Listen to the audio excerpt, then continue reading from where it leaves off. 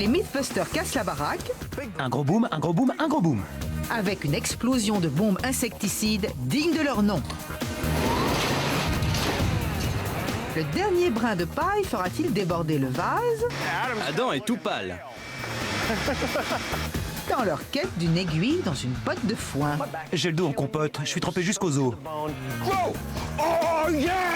Et pour couronner le tout, les jeunes Mythbusters se mettent à parler aux plantes. Je vous hais! Qui sont les Mythbusters? Adam Savage Je rejette votre réalité et la remplace par la mienne. et Jamie Heineman. C'est intime ici. À eux deux, ils ont plus de 30 années d'expérience dans les effets spéciaux.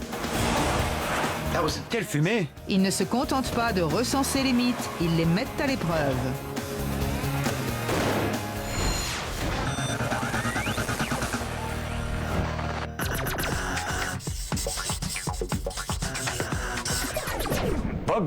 La bombe insecticide va remplir notre quota d'explosion pour la série. C'est l'histoire d'une famille qui avait des insectes dans sa maison de 46 mètres carrés et qui a décidé d'éradiquer le problème avec des bombes insecticides. Par malheur, ils ont utilisé 10 ou 11 aérosols, alors qu'un seul peut traiter 65 mètres carrés. Ils sont sortis dans la rue en attendant que le produit fasse son effet et ils ont entendu un boom. En retournant chez eux, leur habitation était réduite en cendres parce que les bombes s'étaient enflammées et avaient mis le feu à la maison. Cette histoire est une vengeance des cafards ou un conte de fumigateur à dormir debout. Prenons une petite maison, suffisamment d'aérosols insecticides pour recouvrir un petit pays, une étincelle et... Les bombes insecticides prouvent qu'elles méritent bien leur nom. Les Mythbusters commencent par replacer le mythe dans son contexte. On a construit cette petite maison en plastique pour tester à l'échelle réduite les qualités explosives des bombes insecticides, avant de faire l'expérience sur une maison grandeur nature. Quel appareil ménager serait capable de déclencher une explosion?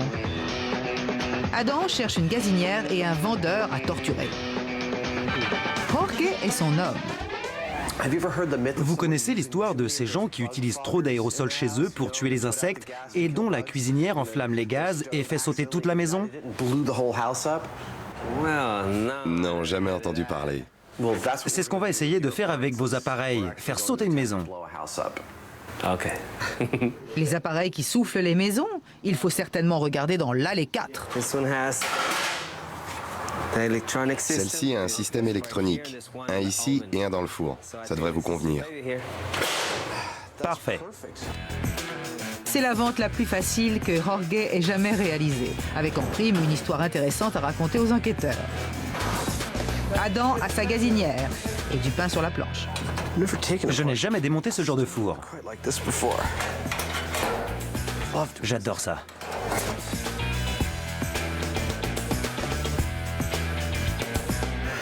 Ça, c'est pour l'allumage électrique. Tic, tic, tic. Dans le mythe, on ne sait si ce sont les contacts électriques d'une cuisinière qui ont enflammé les gaz. Pour le savoir, les garçons vont tester divers appareils ménagers. Voici notre dispositif avec 4 sources différentes d'allumage. Tout d'abord, un briquet qui agit comme une veilleuse. Ensuite, une prise murale standard. Ça, c'est un thermostat domestique standard. Il peut se créer une petite étincelle quand on actionne le levier. Et enfin, on a un éclateur à gaz qui crée une étincelle continue. Tous ces dispositifs sont reliés à un même tableau de commande qui permet de les activer à distance. Sage précaution, sachant que Adam est responsable de l'électronique. Prêt à recevoir un choc? J'y vais. Je branche le circuit défectueux. Il y a un court-circuit quelque part, ça a sauté. C'est pas bon. Voyons.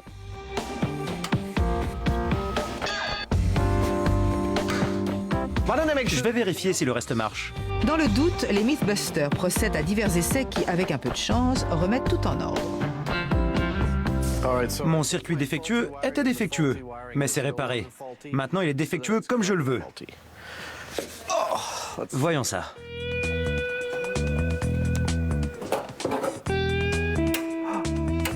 Ça marche. Je vais tester le circuit. 125 volts. On est bon. Checklist. Maquette de maison? Oui. Bombe insecticide qui pourrait exploser? Oui. Appareil produisant du feu et des étincelles électriques? Oui. Tout doit marcher comme sur des roulettes. Très inflammable.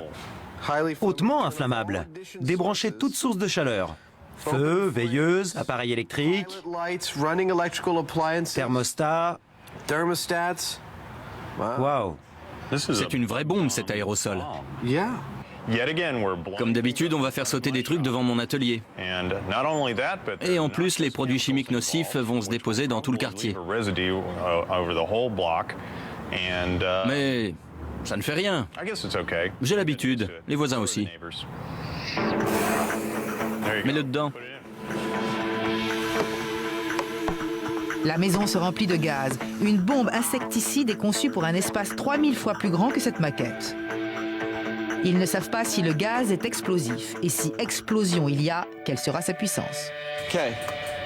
Rien avec les contacts de la cuisinière. Ce bruit, ça veut dire que ça marche. Au thermostat. Il marche. Je le branche. Rien. Quelle déception. Circuit défectueux.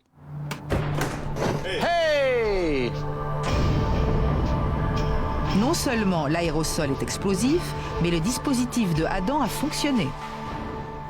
Prêt? Ce fait exceptionnel mérite un bis. Circuit défectueux. 3, 2, 1.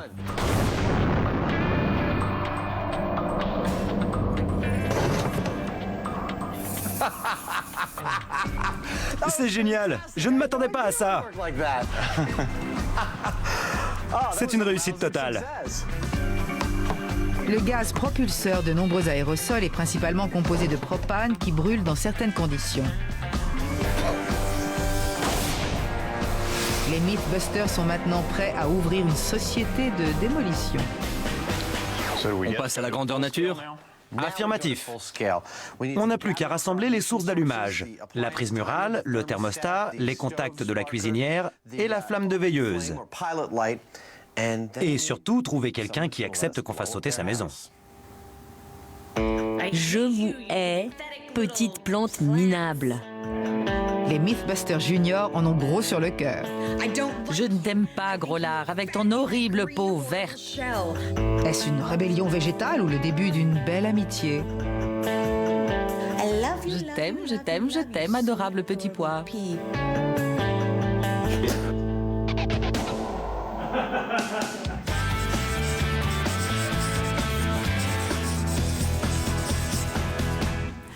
Et maintenant, on travaille sur quoi? Le prochain mythe est parler aux plantes. Beaucoup de gens croient que les plantes poussent mieux si on leur parle. Et si on les insulte? On peut essayer. J'ai envie d'essayer la musique. On dit que le classique aide les plantes à pousser. On devrait mélanger heavy metal et classique. Et on verra bien ce que ça donne. Ça me va. Parler aux plantes. Ils ont beau être jeunes, ils se comportent comme de vieilles dames excentriques. Tout ça au nom de la science, bien sûr. Nous faisons une petite expérience. On va observer les réactions des plantes devant des paroles douces ou agressives. Vous avez déjà entendu parler de ça? Ce sont des contes de bonnes femmes. Vous ne parlez pas aux plantes? Je ne leur parle pas, non. Vous voulez des graines? On veut partir de zéro. Ils ne croient pas aux mythes, mais ils leur vendent malgré tout des plants de petits pois et d'autres accessoires. Vous avez 70 pots identiques? Parler aux plantes est efficace. Je communique avec les miennes d'une certaine façon. Je pense à elles et j'ai le plus beau jardin du quartier. À mon avis, parler aux plantes, ce sont des idioties de hippies illuminés. Ça n'a aucun effet sur elles. Armés de pots, de sacs d'engrais et d'une quantité suffisante de petits pois pour nourrir tout un régiment, les stagiaires passent à la phase 2. Objectif: construire 7 serres indépendantes. La serre témoin sera silencieuse. La deuxième passera du heavy metal 24 heures sur 24. La troisième de la musique classique. 2 autres diffuseront des paroles douces et les 2 dernières des paroles agressives.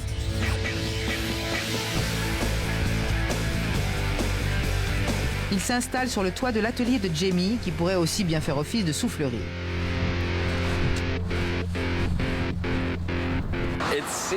On dirait des cerfs-volants géants en forme de boîte. Ce n'est pas solide et le vent souffle fort ici. Il faut trouver un moyen de les empêcher de s'envoler. Vous voyez? Vous comprenez? Adam pourrait en faire un parachute géant. Vous allez crever l'œil de quelqu'un? Désolé. Ce qu'il leur faut, du poids et de la robustesse. Tori opte pour des côtés en plexiglas. Ça va tenir? Une fois assemblés, ça devrait tenir. On verra bien. Bientôt, un petit village de serres est monté.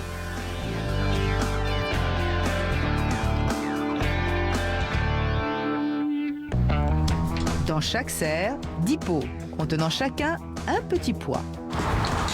Espèce d'horrible chose.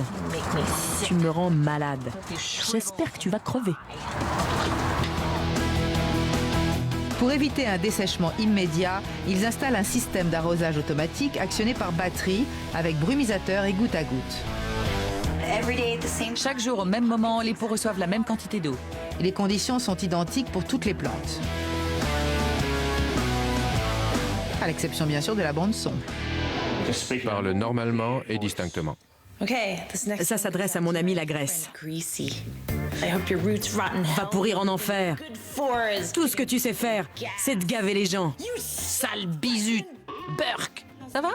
Joli petit pois vert, tout rond. Horrible petit pois verdâtre qui a gâché toute ma nourriture. Chaque monologue sera diffusé en boucle pendant toute la durée de l'expérience. Si les stagiaires parlaient en personne, le gaz carbonique qu'ils expirent pourrait fausser les résultats. Pois stupide. Tori est à la recherche de quelque chose de plus heavy. Vous avez du hardcore complètement death metal? Bien sûr. Super!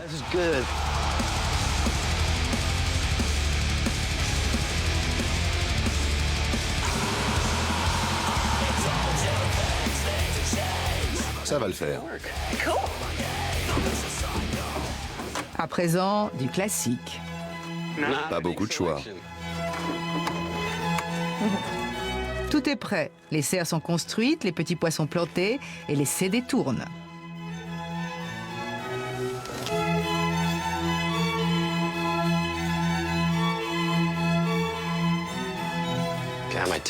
J'ai perdu la main en tant que chef d'orchestre. Le mythe est maintenant au bon soin de Mère Nature. Keep a clean house and what's my reward? Chasing after disgusting cockroaches. Même avant l'invention de la télévision, les créatures rampantes hantaient les faits du logis. We're sending them to a motel. To a motel? Quant aux Mythbusters, ils ont leur propre plan d'extermination.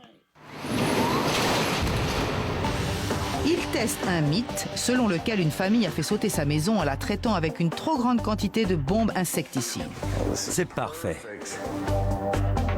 Il leur faut une maison à détruire. Ils en trouvent une qui, de toute façon, est vouée à la démolition. Mais il faut la préparer. Pour les besoins du film, on transforme ce joli pavillon californien en zone sinistrée. L'habitation à l'origine du mythe était très petite, moins de 50 mètres carrés. Sans être spacieuse, celle-ci est plus grande. Là, on a près de 19 mètres carrés, ici 23, ce qui fait presque 50 mètres carrés avec l'entrée. On aura environ 51 mètres carrés si on condamne toutes les autres pièces. C'est parfait. Ils condamnent plusieurs pièces pour ne garder qu'un espace d'environ 50 mètres carrés. Adieu, salle de bain. Ils enlèvent la moquette inflammable et cherchent un moyen d'aérer la maison au cas où les gaz des aérosols ne prendraient pas feu.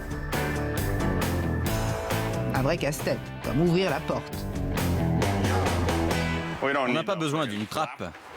C'est comme ça que Jamie retrouve son chemin. Il a l'air intelligent, mais il est perdu s'il se trouve à plus de 15 mètres de l'équipe. La maison est prête. Maintenant, passons à la mise à feu. Au départ, ces deux prises devaient servir de circuit défectueux. On les a équipées d'un dispositif d'allumage rattaché à un paquet d'allumettes. Comme ça, si la flamme du briquet ne marche pas, on a deux systèmes d'allumage de secours infaillibles.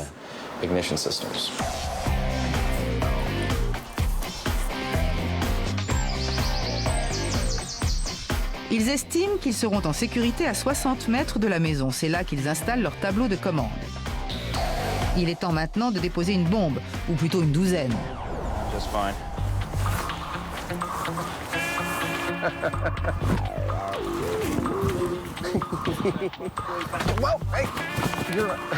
Il est sûr de lui là-dedans.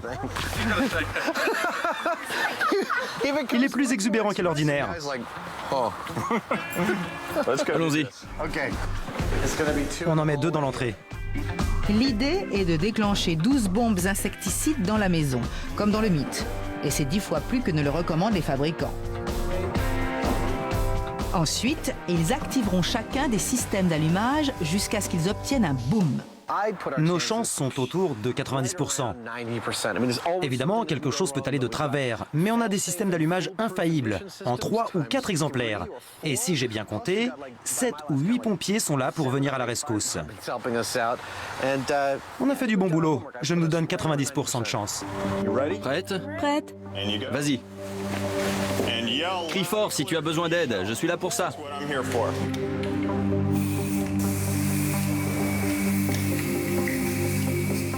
J'ai fini. Reviens. Je sors.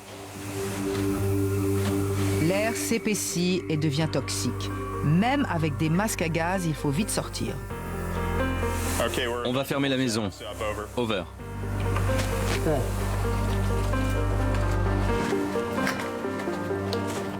La maison est fermée. On s'éloigne. Vous avez commencé à compter? On a commencé dès que la porte a été fermée. Tout le monde derrière l'écran de protection. Contact cuisinière.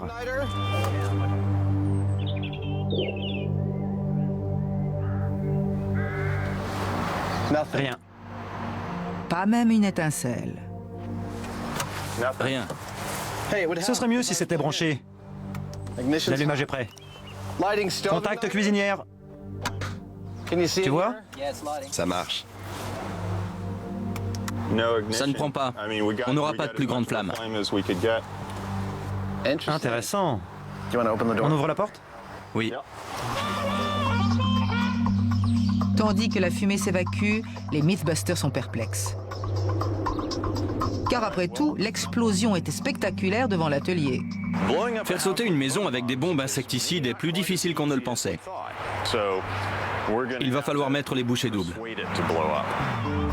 Ils vont essayer avec une flamme plus longue qui brûle plus longtemps et un plus grand nombre d'aérosols. Un nombre bien supérieur à ce qui est inscrit sur l'étiquette, bien au-delà de ce que recommandent la prudence et la sagesse.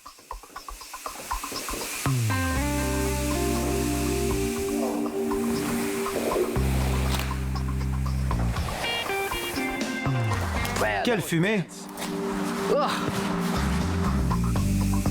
Pendant que la maison se remplit de gaz et que l'équipe se retranche derrière son écran protecteur, faisons un bref détour par San Diego, en Californie. Cette habitation pourrait être à l'origine du mythe. Elle a été soufflée dans des circonstances identiques à celles que les garçons recréent. Trop de bombes insecticides et une source d'allumage. Dans ce cas, un radiateur mural. More isn't better. Just pay attention to the directions. Ce conseil serait utile à Adam et Jamie alors qu'ils s'apprêtent à appuyer sur le bouton. Mais il est trop tard. Tu es prêt? Contact. Tout le monde à l'abri, hors de portée. Quand tu veux. Circuit défectueux. Ça s'allume.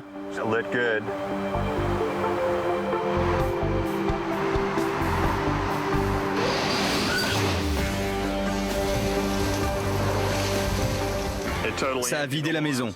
C'est déjà ça. Le mythe est bien plus que de l'air chaud. C'était enfumé et tout d'un coup, plus rien. Le détecteur de fumée fonctionne. Regarde-moi ça. Il n'y a plus de porte derrière. L'air est sorti d'un coup. Je voulais du verre brisé. Il y a le feu à l'intérieur. En effet.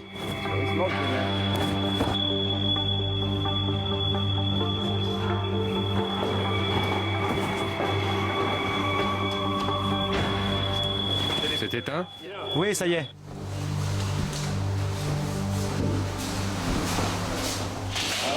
Pas un cafard en vue.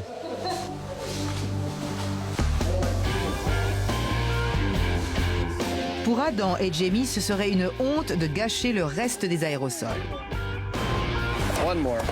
Après tout, c'est Mythbuster, non?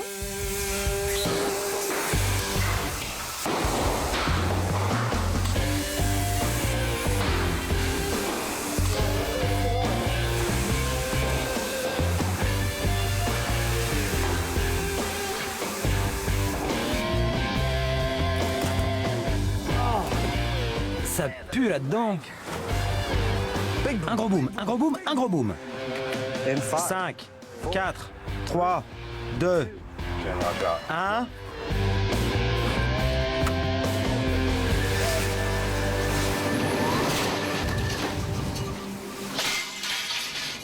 C'est ça que je voulais entendre. C'est ça dont je parlais. La fenêtre a pété?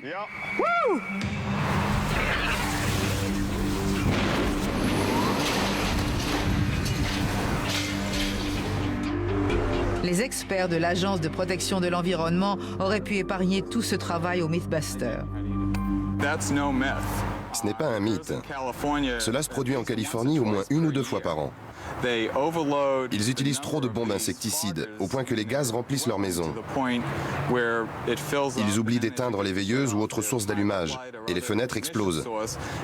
Il arrive même que la structure entière soit détruite.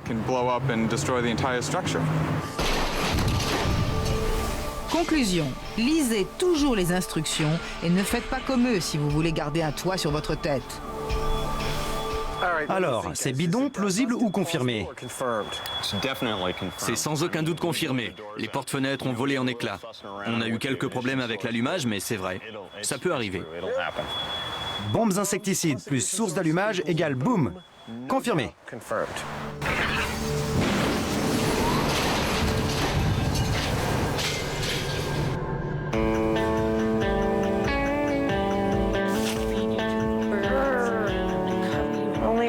Si je vous ai planté, c'est pour vous insulter les lundis. Tout se présente bien dans le jardin. Espèce d'horrible petit pois dégoûtant! Je vous hais! Les pois ont été plantés il y a 1 semaine. Le moment est venu de les compter. J'ai 5 pouces dans ma méchante serre. 6. J'en vois une autre là-bas. Je vais aller voir dans ma gentille. 5, 6, comme dans l'autre. Les jeunes pousses sortent partout. 6 dans ma gentille serre. On les a plantés il y a 1 semaine. C'est bien? Voyons ma méchante serre. Il ne s'y passe pas grand-chose. Juste 3 pouces. Ça veut peut-être dire quelque chose. 7 pousses sont sortis aux doux sons de la musique classique et dans la serre hard rock. 1, 2, 3, 4, 5, 6, 7. 7. Égalité entre le classique et le métal. Mais avec le hard rock, elles ont l'air de pousser plus vite. Les plantes se portent bien. Quant aux stagiaires, ils perdent la raison. La vie est belle. Je suis là, à jouer avec mes plantes en écoutant de la musique classique. Je suis comblé.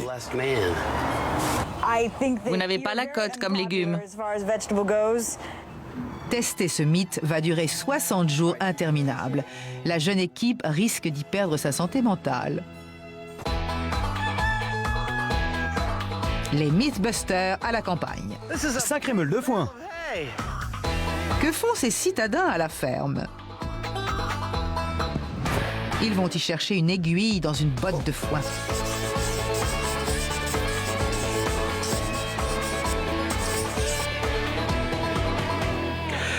Jamie, il faut trouver un autre genre de mythe, faire de nouvelles expériences, à commencer par les vieux adages pour découvrir s'ils ont un bien fondé.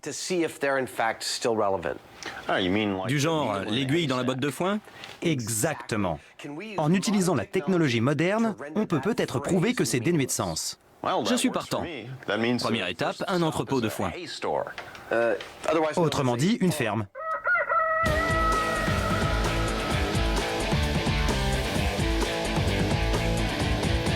Et voici l'entrepôt de foin, la ferme de Barrett, juste à l'extérieur de Sacramento, en Californie. Vous avez déjà trouvé une aiguille dans du foin? Non, jamais. Et ce ne sont pas les occasions qui manquent pour Mike. Sa société vend plus de 2 millions de balles par an. Il fournit à la fois le foin que mangent les animaux et la paille qui leur sert de litière.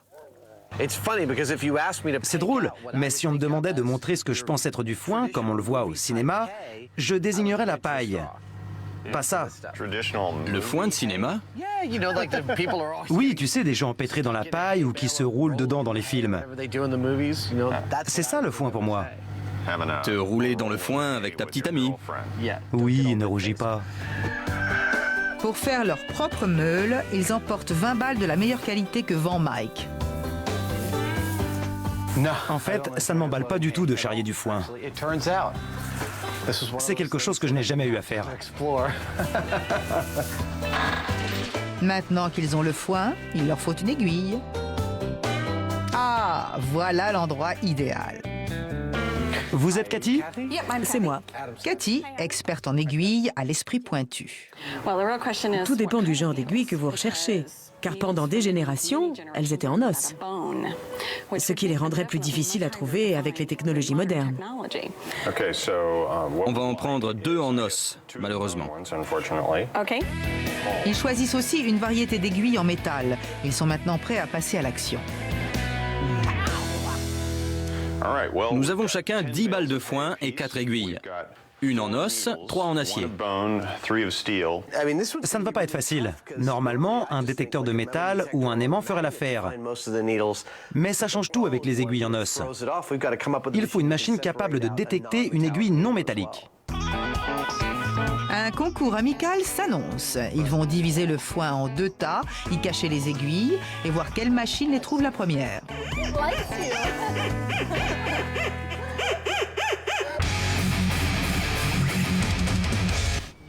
Je vous aime. Pendant ce temps, sur le toit, Minable. Tas de minables. les CD des juniors continuent de tourner. Je vous aime, je vous aime.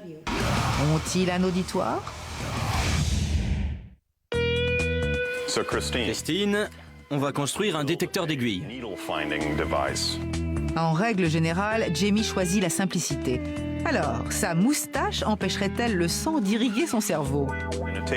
On va utiliser un souffleur de feuilles et aspirer le foin pour le faire ressortir dans un long tube en PVC horizontal. Ce tube s'emboîtera dans un conduit métallique et un fût d'un peu plus de 200 litres. Un schéma s'impose. Le foin sera projeté dans un long tube en rotation, percé de fentes pour laisser passer les aiguilles. Un aimant les récupérera à l'extrémité, si jamais elles y arrivent. Pour plus de sûreté, le foin sera transféré dans un four et brûlé. Il ne restera plus que les aiguilles. Cette approche mécanique réussira là où les moyens électroniques échoueront. Comment voulez-vous détecter une aiguille en os au beau milieu d'une botte de foin? C'est la question que s'est posée Adam. Plan A, un grand ami. On tamise le foin et on utilise un détecteur de métal pour trouver les aiguilles. Et voilà. L'aiguille est tombée au premier essai. Maintenant, la question est, comment extraire une aiguille en os de là? Sûrement pas à l'aide d'un détecteur de métal. Passons au plan B. Je vais construire une nouvelle machine. Mais au lieu d'avoir une grille, comme ici, c'est de l'eau qui remuera le foin. Et, espérons-le, séparera les aiguilles. Je n'aurai plus qu'à les récupérer au fond du bac.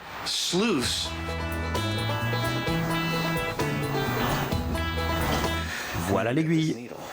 Eau et gravité. Adam espère avoir trouvé le détecteur d'aiguilles idéal. Le foin flotte bien. Voyons ce qui se passe quand on l'agite. Je vais aller en dessous.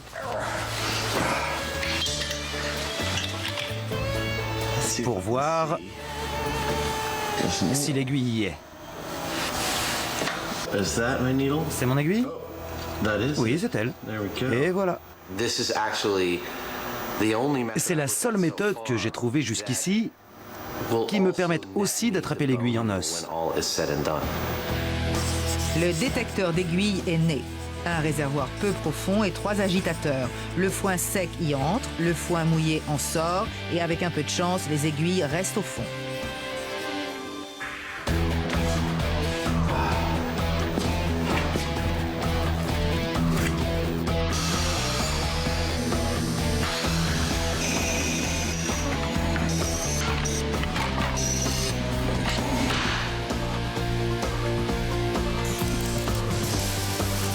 Une fois encore, l'ingéniosité des Mythbusters est en jeu.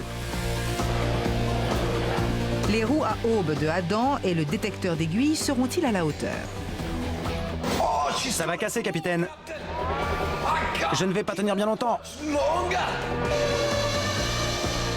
Ou est-ce le tube à rotation rapide de Jamie qui remportera la partie? La seule façon de le savoir est de les mettre à l'épreuve.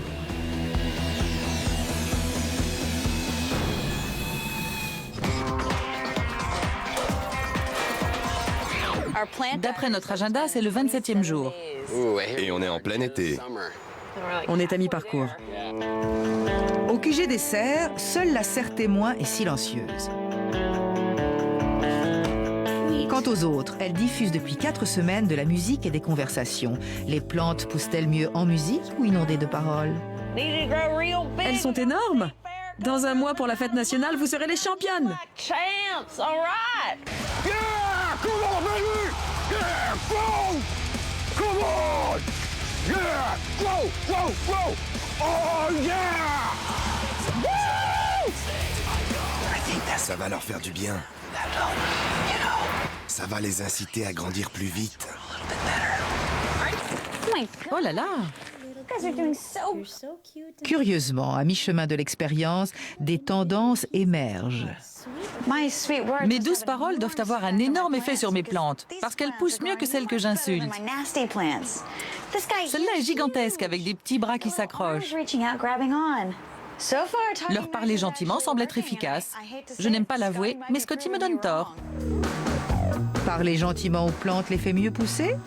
Carrie perd-elle la raison? Bonjour à vous, petits pois. Quelle jolie plante vous faites. Je vous aime toutes.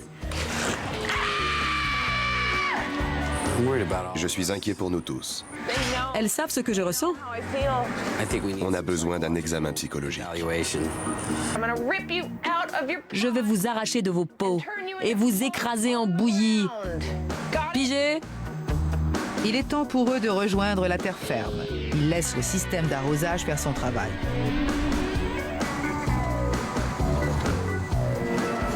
Tout va bien. Tes plantes vont bien aujourd'hui. Tori, quelles plantes vont le mieux? Les pois et heavy metal sont plus beaux parce qu'il y a tant de violence en ce monde que ça les aide à faire sortir ce qu'ils ont dans le ventre. Je te comprends. Cette musique classique me fait dresser les cheveux sur la tête. Trop de soleil.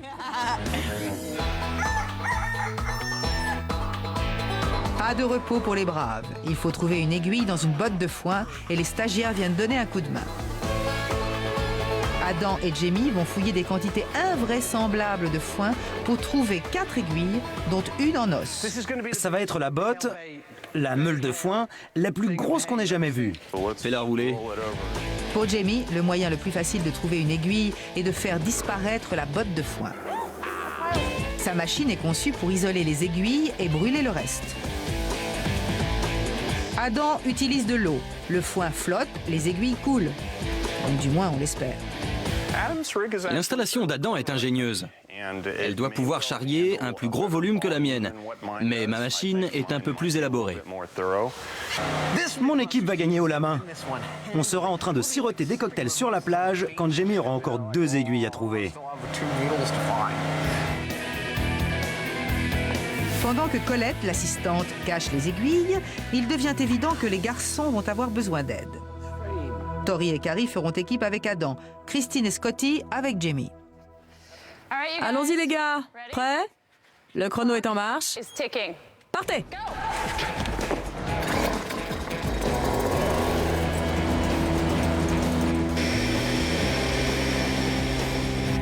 L'équipe de Adam met le foin dans le réservoir et le fait ressortir à l'autre bout, espérant qu'au passage, les aiguilles couleront au fond.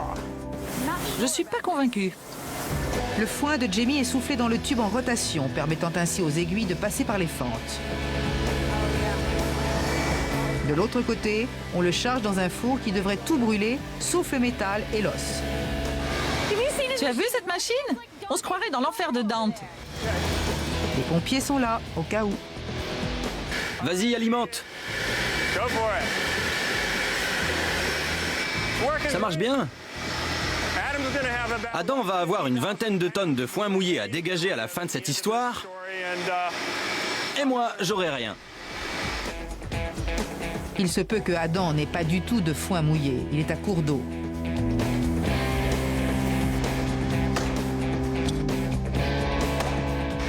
Je ne sais pas ce qui se passe, mais j'entends pas mal de coups de marteau. Et Adam est tout pâle. J'ai dû enlever une roue pour remettre de l'eau manuellement dans le circuit. Comme à leur habitude, les pompiers lui sauvent la mise. Tricher? Est-ce que c'est de la triche? Pas du tout. Tori apporte une modification simple mais cruciale à la machine de Adam. On ajoute des aimants à l'entrée de l'alimentation. Ce sont des aimants super puissants au néodymium. On va voir si on peut capturer les aiguilles dès le départ. Tu avais mis le doigt dessus. Bonne idée. Jamie y avait pensé depuis longtemps. La petite aiguille. C'est pas vrai, ils en ont une. Elle est passée par les fentes. T'en as une? Une seule? Allons-y, il faut mettre le turbo. J'ai commencé à croire qu'ils n'avaient pas mis d'aiguille dans la botte et qu'ils essayaient de nous avoir. Maintenant, tu sais. Il aura fallu plus de 4 heures pour trouver cette petite aiguille. C'est le temps nécessaire pour trouver une aiguille dans une botte de foin.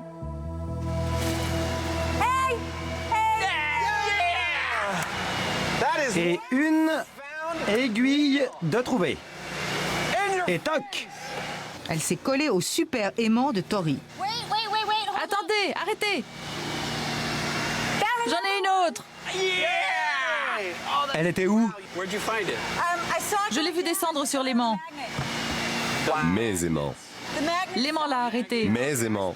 Je sais, j'ai mis 2 jours à construire ce truc. Et toi, tu mets une série d'aimants et... Maintenant, les équipes savent que leurs machines sont efficaces. Trouver les aiguilles ne devrait être qu'une question de temps. Mais c'est plus long que Adam ne l'avait escompté. Je vois les coupes d'ici. On boira des cocktails dans 1 heure ou 2. On sera en train de siroter des cocktails sur la plage. 2e coupe. 6 heures plus tard, l'équipe d'Adam est toujours à la tâche. 6 heures plus tard, l'équipe de Adam est toujours à la tâche. Ils ont trouvé 2 aiguilles. Ils ont trouvé 2 aiguilles. Mais il reste à trouver la petite et l'aiguille en os. Vous voyez le topo? Et le camp de Jamie n'a rien à leur envier. Pour couronner le tout, la lumière baisse. Le pire, ce sont ces petits bouts de foin qui entrent sous les ongles. Ça me tue. Je ne veux pas qu'ils aient le dessus, et comme je veux gagner, j'essaie d'oublier la douleur. Une seule chose peut soulager Tori. Je l'ai! La dernière en métal. On n'a plus qu'à tamiser le reste du tas et à trouver l'aiguille en os. On a toutes les aiguilles en métal. Mets-la sur la pelote de la victoire. 3 aiguilles, en métal, En métal, en métal. 3 aiguilles. Ça marche bien pour eux. On n'en a trouvé qu'une et ils en ont 3. Soudain, le détecteur d'aiguilles semble se dessiner comme vainqueur. Mais une aiguille en os le séparant de la victoire, Adam admet qu'il pourrait y avoir un problème crucial. Je n'ai pas vérifié si l'os flotte. C'est une grave erreur. Mais c'est le genre de choses dont je suis capable. Une mauvaise nouvelle ne vient jamais seule.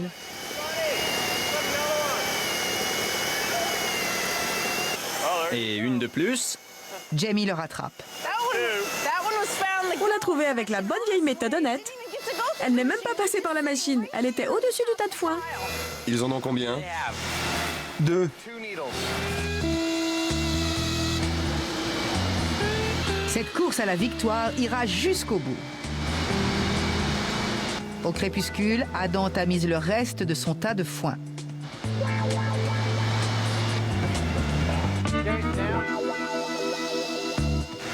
Il faut chercher l'aiguille en os avec les mains.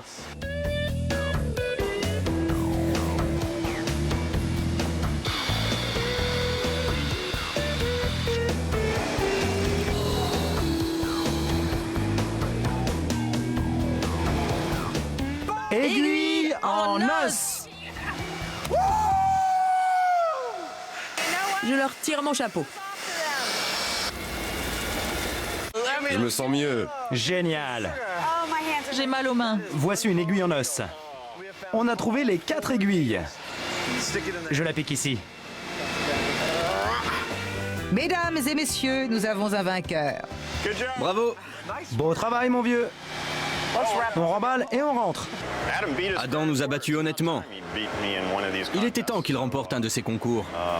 Je suis content pour lui. Plus jamais ça. J'ai le dos en compote. Je suis trempé jusqu'aux os. Je ne veux même pas penser au jus marron qui s'écoulera de moi sous la douche ce soir. C'est un cauchemar de chercher une aiguille dans une botte de foin.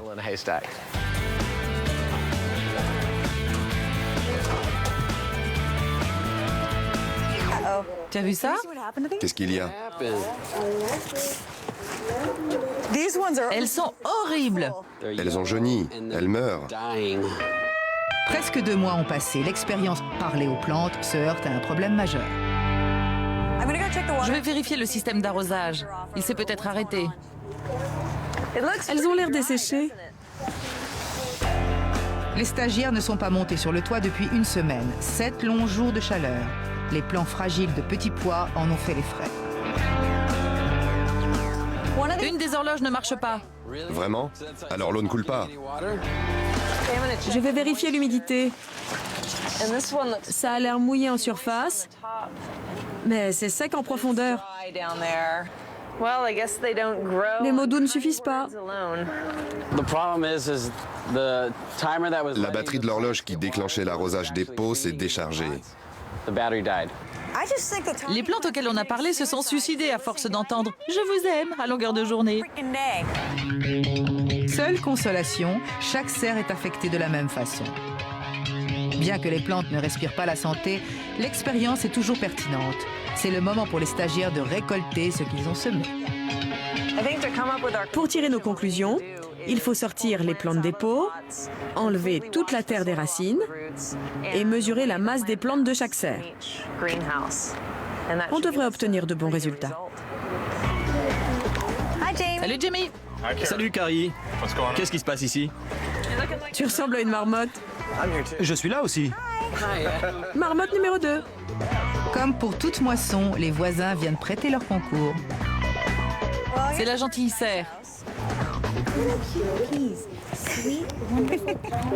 J'aimerais bien entendre Jamie dire « Tu es la plus belle plante que j'ai jamais vue. Je t'aime. » Tu es gentil ici et méchante là-bas. Je les traite de bisous. Tu appelles une plante un bisu? Je ne savais plus quoi dire. Un peu de sérieux. Question, parler aux plantes favorise-t-il leur pousse? Ici, c'est la musique classique. Musique classique. Réponse, pas autant que la musique. Elles ont l'air en forme. J'entends que des... Numéro 7. Contre toute attente, la serre heavy metal donne les meilleurs résultats.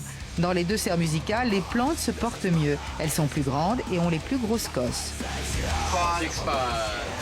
Dans la serre métal, les plantes sont énormes comparées aux autres. Le heavy metal, c'est top. Le heavy metal, C'est génial. 41 cm. Parler gentiment ou méchamment ne change rien. La gentille serre de Carrie donne de meilleurs résultats que sa méchante, mais c'est le contraire pour Scotty. 30 grammes. 30 grammes pour le numéro 8. La serre témoin silencieuse est la pire de toutes. 9 grammes. 9 grammes, numéro 6. D'après toutes les données de vos plantes, globalement, les paroles et la musique donnent de meilleurs résultats que la serre témoin. Biomasse plus importante, récolte plus abondante, cosse plus grande. Alors c'est bidon, plausible ou confirmé? L'équipe a bien travaillé, mais les échantillons ne sont pas assez développés pour dire confirmé. Je suis impressionné, c'est tout à fait plausible. L'intéressant, c'est que parler aux plantes aide. Peu importe ce qu'on leur dit, que ce soit des insultes ou des gentillesses, les plantes ne font pas la différence. Mais en musique, pour une récolte de choc, balancez du rock. Exact, fan de heavy metal, ce mythe est plausible. Tori et moi allons goûter les pois heavy metal.